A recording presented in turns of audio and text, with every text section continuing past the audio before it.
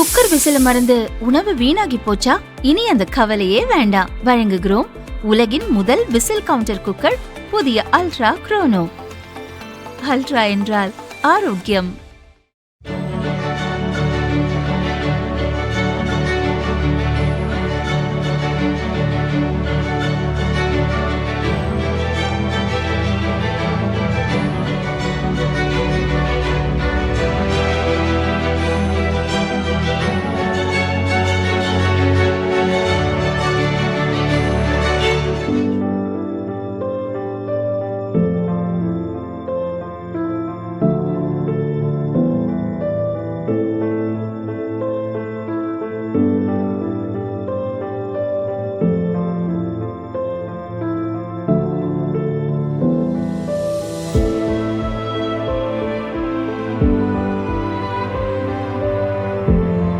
கரூரில் 2025 செப்டம்பர் 7 தமிழக வெற்றிக் கழக தலைவர் விஜய் பங்கேற்ற கூட்டத்தில் நெரிசலில் சிக்கி 41 பேர் இறந்தனர்.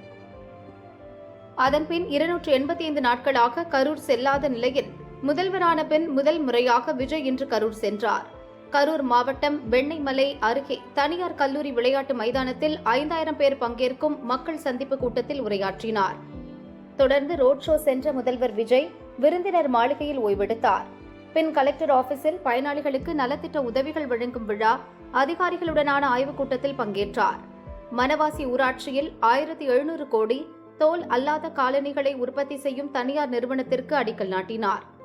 இந்த தொழிற்சாலையால் 13000 பேருக்கு வேலைவாய்ப்பு கிடைக்கும் என தெரிவிக்கப்பட்டுள்ளது. தொடர்ந்து கூட்ட நெரிசலில் சிக்கி இறந்தோரின் குடும்பங்களைச் சேர்ந்த 31 பேருக்கு கருணை அடிப்படையில் அரசு துறைகளில் தற்காலிக பணி நியமன ஆணைகளை வழங்கினார்.